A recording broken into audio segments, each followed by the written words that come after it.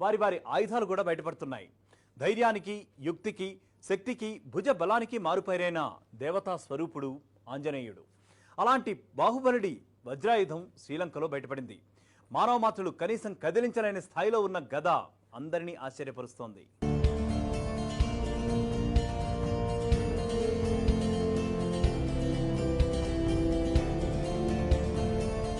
ఈ చిత్రంలో కనిపిస్తోన్న గద శ్రీలంకలో తవ్వకాల్లో బయటపడిందని వార్తలు వినిపిస్తున్నాయి. దీనిని ఎత్తడానికి 2 క్రేన్లు ఉపయోగించారు. ఇది హనుమంతునిదా లేక రావణాసురుడిదా అని ఆస్తికులు ఆశ్చర్యపోతుంటే, నాస్తికులు మాత్రం నోరెళ్లబెడుతున్నారు.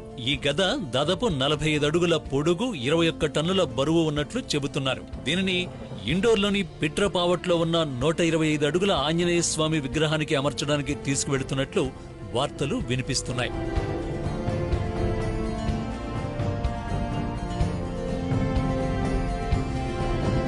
శ్రీలంకలో బయలుపడిన భారీ గద బరువు 19,000 కేజీల పైనే ఉంది. అందుకే దీన్ని వరల్డ్స్ లార్జెస్ట్ గదగా పిలుస్తున్నారు. మానవ మాత్రులు మాత్రం కనీసం కదిలించడానికి కూడా ఊహించలేని ఆయుధాన్ని ఓ వ్యక్తి అవలీలగా ఒక్క చేత్తో ఎలా ఎత్తగలడు? ఆ ఎత్తగలిగిన వ్యక్తి మానవ మాత్రుడు కాదు, మహాపురుషుడే అవుతాడు. ఇవే వాదనలు ఇప్పుడు బలంగా వినిపిస్తున్నాయి. నీ శక్తిని నీవే తెలుసుకో. లే श्रीआञ्जनेयं प्रसन्नाञ्जनेयं प्रभादिव्यकायं प्रकीर्तिप्रदायं भजे वायुपुत्रं भजे वानगात्रं भजेऽहं पवित्रं भजे सूर्यमित्रं भजे रुद्ररूपं भजेऽहं भजेऽहं भजेऽहं भजेऽहं भजेऽहं. హనుమంతుడు పరమ రామభక్తుడు. ధైర్యానికి, యుక్తికి మారుపేరు. అంతేకాదు మహాబలవంతుడు కూడా. రావణవధ జరిగిన తర్వాత సీతారాముల్ని తన చేతుల్లో పెట్టుకుని సముద్రాన్ని దాటి అయోధ్యకు చేర్చాడు హనుమంతుడు.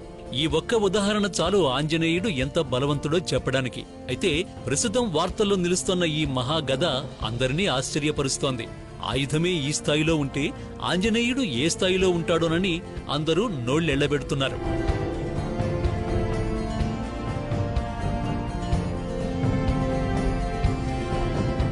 భారతీయులు బలంగా నమ్మే రామాయణ, మహాభాగవతాలు కట్టుకథలు కావని, అవి నిజంగానే జరిగాయి అన్న వాదనలకు తాజా పురావస్తు పరిశోధనలు బలం చేకూరుస్తున్నాయి.